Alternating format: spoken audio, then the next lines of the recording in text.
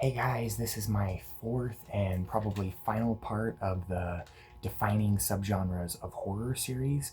I've really enjoyed doing this, but I can't find any other subgenres to really talk about or that would really need defining.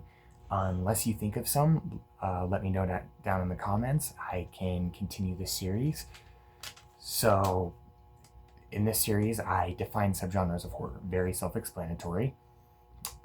If you haven't seen the other three parts, I highly recommend you do so. Uh, you don't need to see them to understand this video, but I think they're very interesting. And if you like this, you'd probably like them too. And quite frankly, I also want more views.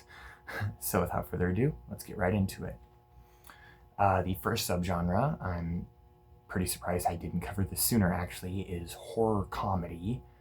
It will usually blend horror or something darker with absurd situations, outrageous scenarios, usually also using elements like overly graphic violence. Quentin Tarantino is not a horror director, but he does this. Like, the violence is so graphic and gory to the point where it's just comedic. Cheesy effects to make things look ridiculous. Characters' reactions to horrific things going on, like maybe they're just completely blasé or whatever, or they're completely just making a joke about it. We'll also include like usually more conventional forms of comedy as well, such as insults or sex jokes. Some popular examples of horror comedy would be Tucker and Dale versus Evil. This movie is so much fun. I absolutely love it. I'd highly recommend you check it out. I wouldn't really say it's a horror movie. I'd say it's more of a dark comedy, but it's classified as a horror movie, so I'm like, what the hell, I'll just put it on here. Tremors. This is like a 90s staple, 80s and 90s staple of horror. It's a lot of fun. And Sharknado.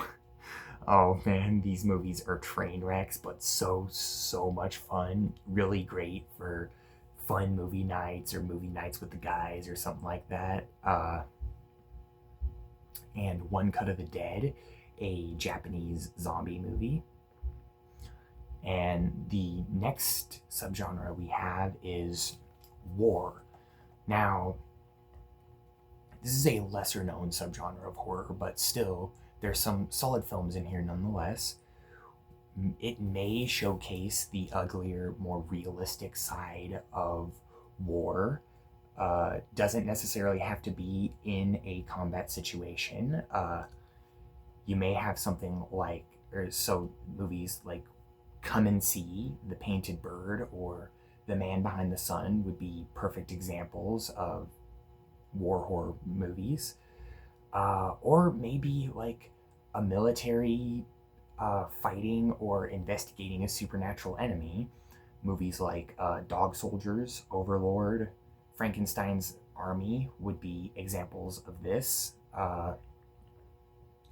They also don't necessarily have to feature a certain war like World War One or World War Two. Like in Dog Soldiers, it could just be soldiers out doing their thing, and then they come across like, oh holy crap, it's werewolves.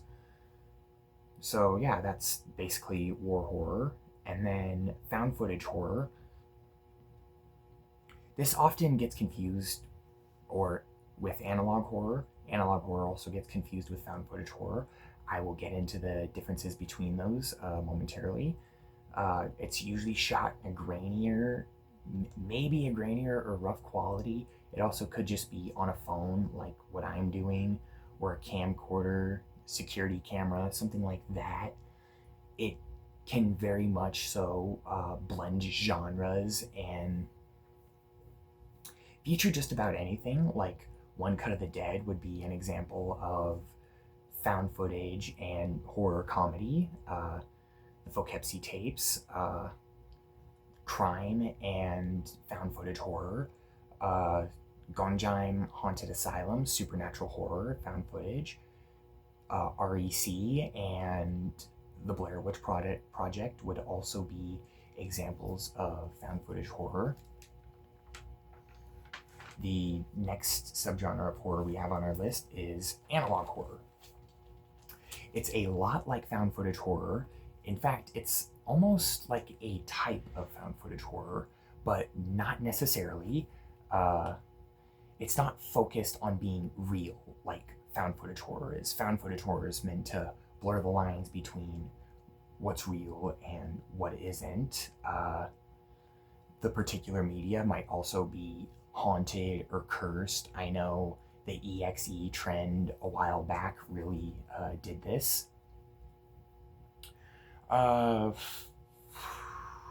It also may like start off normal and more slowly become disturbing. Although some analog horror can be more overt and obvious from the get-go. Some examples of this would be Skinamarink. This is a Japanese name. I'll try my best to pronounce it. Noroi, Apollo 18, and the Walton Files. I should really bring up more TV shows and like video games and whatnot when explaining the subgenres of horror.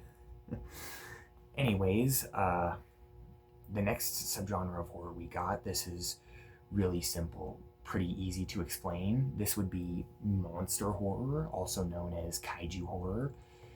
Will feature some like giant monster destroying a city or something. Usually more action-packed. I would put these more as action movies, but it's listed as a subgenre of horror, so what you gonna do? Movies like Jaws, Godzilla, King Kong, or The Host, and Rampage would be examples of kaiju or monster horror. And action horror, this is either really easy or really hard to define. You might have like The Mummy, where it's a group of people fighting more supernatural enemies, kind of like I mentioned earlier with war horror. Van Helsing. I'm blanking on examples right now. The Tremors movies, some of the later Alien movies, Predator would fall under this category most definitely. Constantine, that's another one. Anyways, that is my defining subgenres of horror video. I hope you all enjoyed it. What type of content would you like to see me do? Is there any subgenres of horror that I missed? Let me know down in the comments, and I'll see you guys in the next video.